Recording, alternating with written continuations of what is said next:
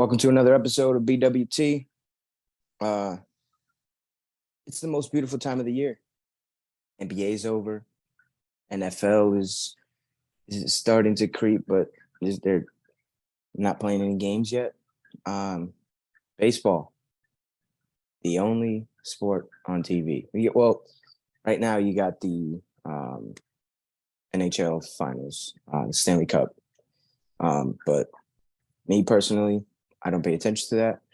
So baseball is the only sport on for me right now. Again, the most beautiful time of the year. We got the College World Series starting up on Friday. And then later on in the summer, we have the Little League World Series, which is always exciting to watch those kids play the game. I just got done watching this Yankees team this weekend, this series against the Red Sox, and extremely disappointed. The first game, we lost 3-2. Whitlock got the win. He's 3-2 with a 4.78 ERA. Garrett Cole suffers his first loss of the season, doing exactly what I said he was going to do, trying to throw 95 right down the middle. These are professional hitters. You play in a small park. It's going to get hit out. Hit your spots, man. He has a 2.84 ERA right now, and Kenley Jansen came on for his 14th save of the season, improving his ERA to 3.48. Tristan Casas got the scoring started for the Red Sox in the top of the fourth with an RBI single. And then Devers just hits his, I think, seventh home run against Cole or sixth home run. At this point, just walk the dude. Or don't throw the pitch right down the middle. It doesn't make any sense to me why you think you can throw the ball right down the middle to this guy who hits absolute nukes at Yankee Stadium.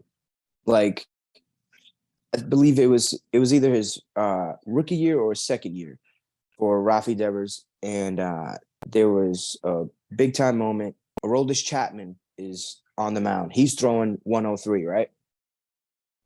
Devers is up. Dude gets a high fastball. Again, Chapman is throwing 103 miles per hour from the left side, so it was advantage pitcher. And this dude absolutely unloads on a baseball. It's come to the point, like I said, the Yankees Garrett Cole should just walk this guy because he literally owns him. There's been talks in my baseball chats that Devers is Cole's daddy. You can't deny it, man. One hell of a player, and he doesn't miss. He just doesn't miss when he's playing Cole. And then Josh Donaldson hit his fifth home run of the season in the bottom of the sixth, making it 2-1.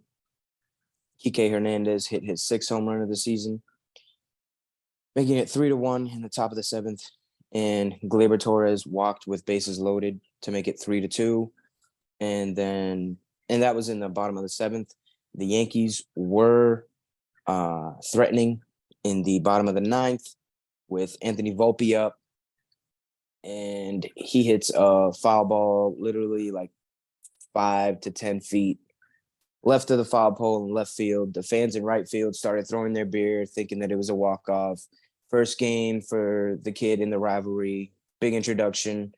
But it was a foul ball.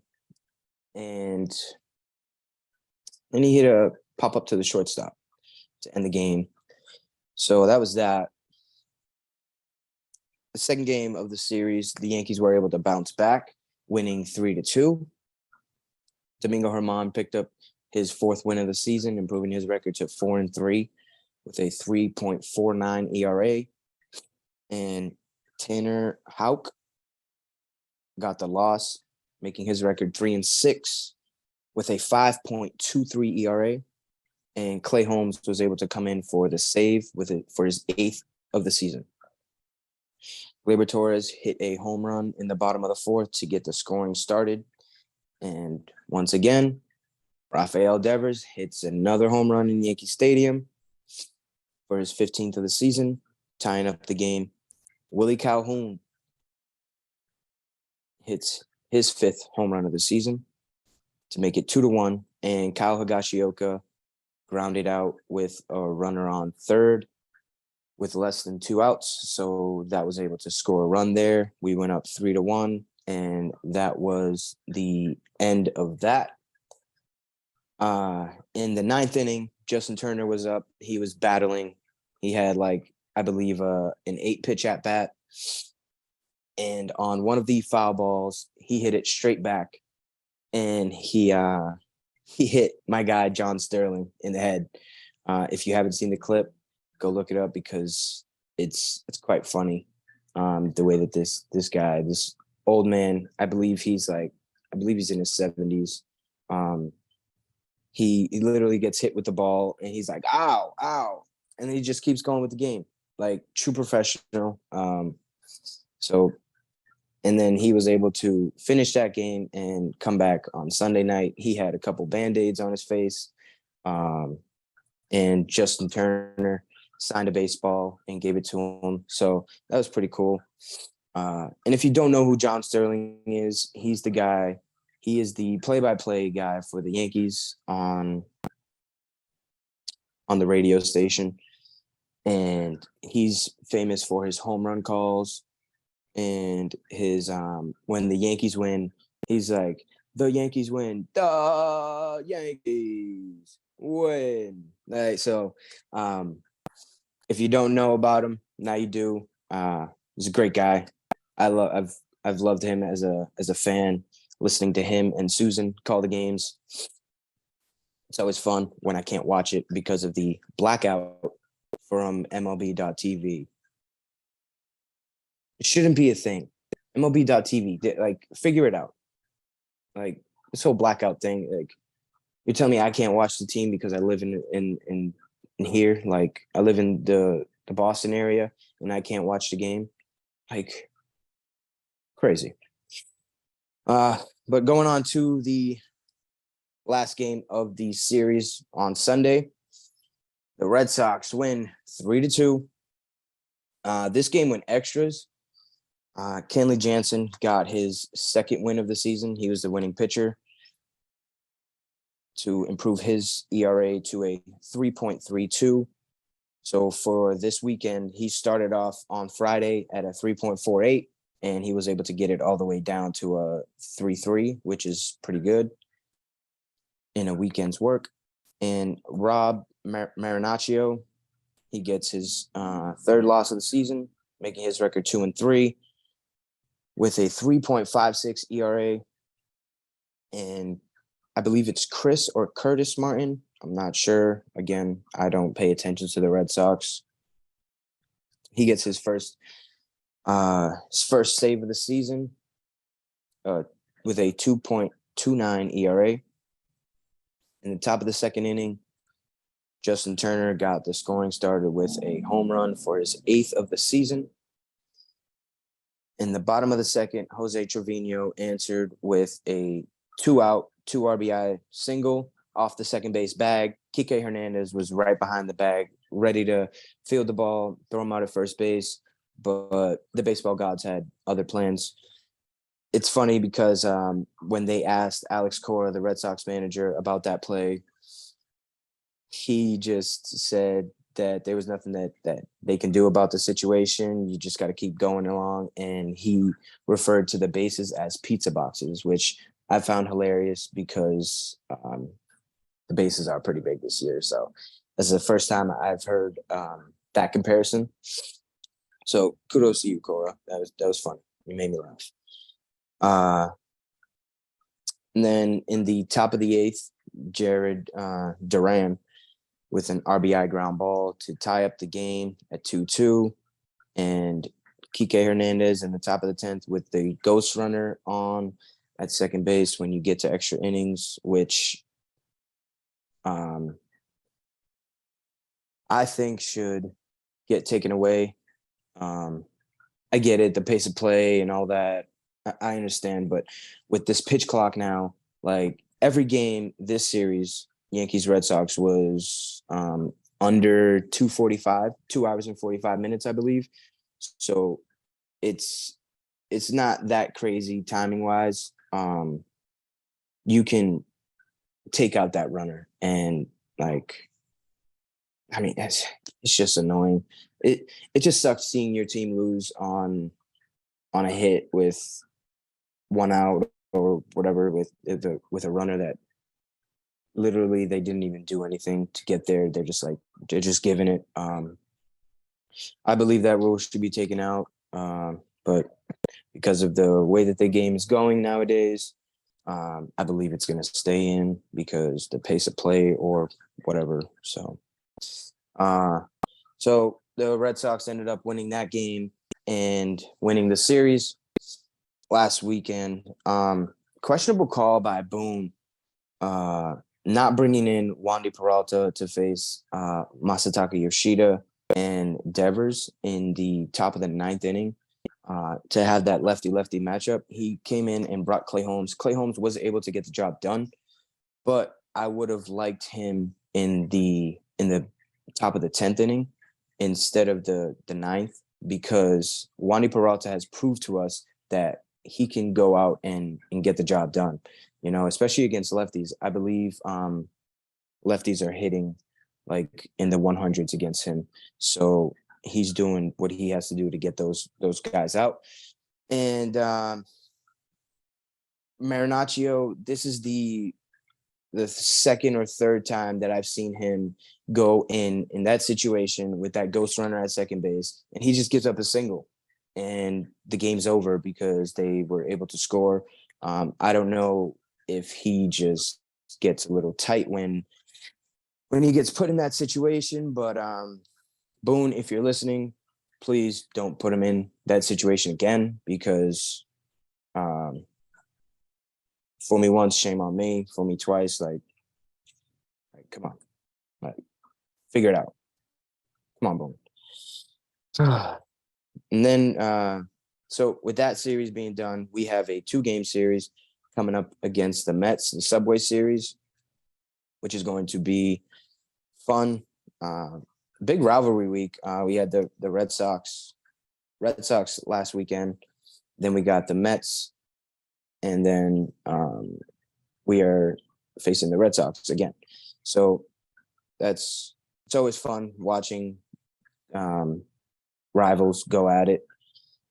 Like I said, man, this series with the Red Sox, it doesn't matter where the teams are in the standings. Like you can look at the standings, and the Red Sox are at the bottom right now, and they put up a fight because they got up for this game. It's Yankees versus Red Sox, the first time they play each other this year. Everybody's going to be up for the game, So I expect these Yankees to figure it out, because right now, man, we are struggling. Let me give you a couple guys' numbers right now. Anthony Volpe, look, I'm a fan of yours. I chose you to be the AL Rookie of the Year. But, man, can you make an adjustment? Like, dude, I am sick and tired of seeing you get to 2 strikes, not making an adjustment, and striking out on that high fastball away. I'm tired of it. Cut down your swing and take the ball to right field. Like, please. It's getting annoying. Like, I don't know if you're not picking up on the pattern that the rest of the league is picking up on, or if you're just getting tight with 2 strikes, but just relax, man. Like, I understand you're going through, you're a rookie, you're going through the little struggles and everything, but like, you got to pick it up. You got to pick it up, because we got Peraza in the minors hitting 300. He's hitting home runs left and right. I believe the Yankees should bring him up to give Volpe some competition and let him know that, yeah, you might have won the job in the spring over Isaiah Kiner-Falefa, which, I mean, he's not having that good of a year either.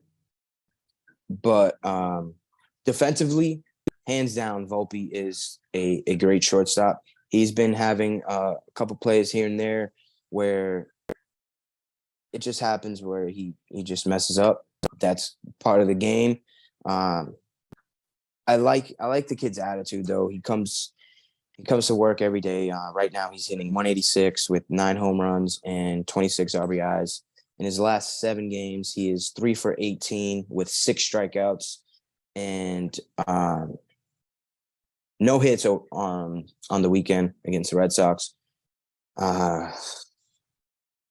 Actually, he got 1 hit. Sorry. Something needs to happen. Something needs to happen, whether it's bringing up Peraza, demoting Volpe, just to give him a sense of reality where it's like, dude, if you don't produce, you're shortstop for the New York Yankees. You know, Jeter had his struggles in his rookie season, and they were able to let him fight through it because of the team that they had around him. You know, '96, he came in and they won the World Series that year. You know, and they didn't have all the injuries that these guys have now. We got Judge out for the second time on the IL. We got Harrison Bader out. Carlos Rondon still hasn't pitched this season, but we are getting closer to his season debut as he was throwing live BP last week, and this week he's going to continue to do that. And Boone said that later on, either this week or next week, he's going to start his rehab assignment. So we should see him soon. And then we have Anthony Rizzo. He's batting .269, 11 home runs, 32 RBIs. He has not gotten a hit since Aaron Judge got hurt. It's been 7 games. We need you to step up. Like, it's just frustrating because you are such a good hitter. You've been dominant your entire career. And right now it's just disappointing because you're all we have, like big time pop, and you're just not getting it done. I don't know if the pressure is too much, if you're playing hurt, or if I don't know what it is, but just relax, man. You're Anthony Rizzo. You know, take a deep breath in that box and just do what you do. Please get back to your ways. And his last 7, he's bad. He's 1 for 26 in his last 26 at-bats with 5 strikeouts. And he didn't get any hits over the weekend against the Red Sox. And then DJ LeMahieu. What happened, dude? Like, what happened? You were a hitting champion, like, a couple years ago. What is going on? You were saying that last year you were playing hurt and you feel a whole lot better coming into this season. And right now it just doesn't look like it. You know, you're batting .236 with 6 home runs, 21 RBIs. Over the last 7, you are 4 for 23 with 8 strikeouts and 3 hits over the weekend. I need you to start producing, man. I need you to stop trying to. I feel like everybody on the Yankees lineup right now is getting so tight and tense because Judge is out and they're scoring only 3 runs per game, averaging, and that's one of the worst in the league. And then when Judge is in, they are scoring around 5 runs a game, and that is top 5 in the league. So, I mean, yes, Aaron Judge is a phenomenal talent, but it's not like we're throwing out complete scrubs out there, you know. Giancarlo Stanton, I watched him take the first pitch the other night when he came in to pinch hit. He took a first pitch curveball, and then he saw another curveball, and he grounded out to second base or shortstop. And like, that's just disappointing because that ball should have been sent 450 at least. Like, and one thing about Giancarlo, that annoys me is his hustle down the line. I get it. You were a big guy and you have had hamstring problems, but bust your behind down the line. There are times where you can beat out a ground ball, but you are just lackadaisical down the line, and you're just it frustrates me, dude. And like, I need you guys. I need the Yankees to produce. I need the Yankees to get back on track this Subway Series with against Scherzer and Verlander. Scherzer's having an okay year. Verlander is also having an okay year.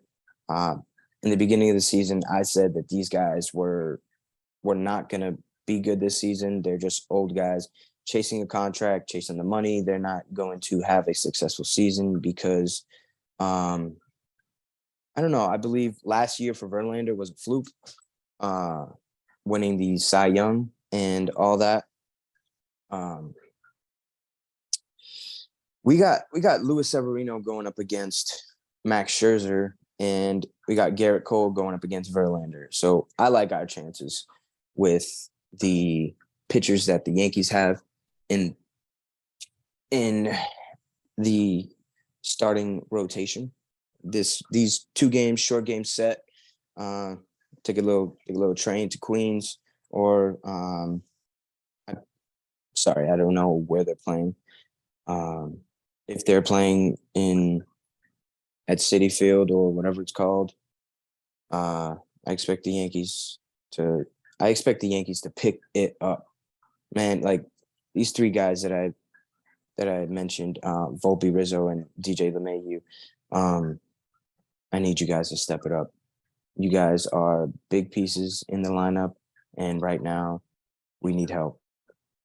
And with the trade deadline coming up quicker than you expected, I think the Yankees should go out and try to get another arm in the starting rotation. The bullpen is fine. It is one of the best bullpens in the league. They have the lowest ERA right now. I feel very confident anytime anyone comes in from the bullpen, whether it's bases loaded or nobody on, nobody out. I feel confident with the guys that are coming out. It's just that one little thing that Boone did this weekend that I didn't agree on. Sometimes he just makes bonehead decisions, and it happens.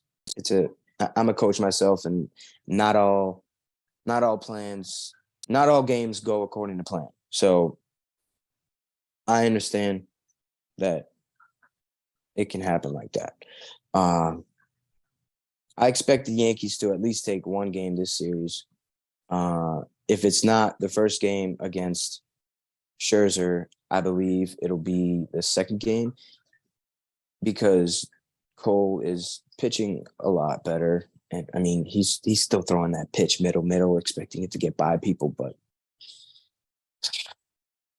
I mean, he's 7-1. He's 7-1. He's at the top of the Cy Young conversation right now. He's like top 5. So I can't completely bash him, but I need more. I need more out of the offense. I need more out of the starting pitching. Last weekend we did okay starting pitching wise. The offense just wasn't there at all. So in order for us to get this thing rolling, one, we need Aaron Judge back. So Judge, if you're listening to this, I hope you get your toe better as soon as possible. And when you're out there again, just don't run into a cement little block, and we'll be good, so you can continue to hit home runs and big time situations, because the Yankees need you. All right. So I want to give a big shout out to the Dugout Giants 9U team. They were able to win the gold in their league this year with a walk-off. And watching the videos and seeing the kids' reaction, it was great. They put in a lot of work this season with Coach Craig and the rest of the staff, and I'm extremely proud of those guys. Hope they continue to stay together and continue to win. And also shout out to the 11U Giants team. They also won their division, winning the gold. Shout out to Coach Steve and Coach Yat, Cruz and Dev and all the rest of the guys on that team. Great season, guys. Those guys work hard, man. Little kids work hard, and it's great to see their hard work pay off in the end with the gold. Even if they didn't win the gold, I'm still proud of the way that those guys went out there and performed. And then I also want to give a shout out to the 14U Giants Giants AAU team. They're at the top of the standings right now. Right? Coach Jovan. Attaboy. Keep it up. He had a big weekend. Was able to sweep on Sunday. And when we talked about it, he was amped because it was a little rivalry game, you know. And it's always sweet coming out on top for a rivalry game. And I also want to give a shout out to the 13U Giants team. I want to give a shout out to the entire Giants organization as a program. Man, these teams are great. If you run into the Giants, just know that you are not going to get an easy game. My team, the 15U team, I want to give a shout out to my guy Dylan DeFilippo. Saturday, he pitched a near complete game through 96 pitches. He had about 7 to 8 Ks. He was able to get the win. And then in the second game, in the top of the first inning, he hit a 2-run home run to give us a lead, right? Rain delay happened, and we weren't able to come back. And then Sunday, my guy Roki, he threw a no-hitter. The kid threw a no-hitter, 15 years old, right? Shout out to Roki, man. And this team, we split this weekend. We went 2-2. But this team can hit, man. The opposing coach walked up to me when I was coaching third base, and he was like, dude, there's nobody on your team, 1 through 10, that takes a half a swing, you know? And that's one thing that I preach to my guys. If you're in there, take a hack. 'Cause if we connect, that ball's going to go a long way. So, I mean, it's a great thing coaching these guys. It's always fun winning, disappointing to lose, but when we lose, we find ways to get better, and we see what we have to improve on for the rest of the year so the next time that we are put in that situation, we come out on top, you know? And the Giants high school squad, 18U, let's have a good year, boys. Let's have a good year, right? Excited for this summer of baseball. I'll be doing some traveling with the FTB national team. So I'm excited, man. I want to give a shout out to the guys over at Refuse to Lose, Dave, Joe, and Tomo. As always, man, appreciate this opportunity. So always this community is great. If you're not a part of it, comment down below. See if you want to get in any of the chats. We got baseball chat. We got NFL. We got NBA. There's a combat one where they do like boxing, MMA. And with the NBA one, there's also WNBA included. And we just share all the information that we get throughout the day, breaking news, trades, coaches being signed, players being demoted, stuff like that. So if you want to join this community, just let us know in the comment section. We have all the group chats on Instagram. So just comment your Instagram handle and we can get you in the chats so we can continue to grow this family. And that's all I got for y'all today. Hope y'all have a great day. Peace.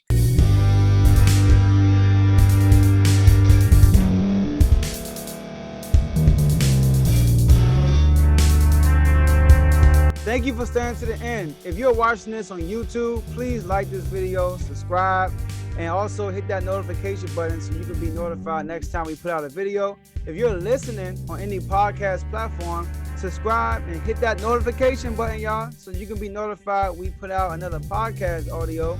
And last but not least, hit that share button. No matter what you're listening to or watching it, hit that share button and send it to somebody that you know that would love to watch this episode you just listened to. So once again, thank you for staying to the end, and we'll see y'all in the next episode.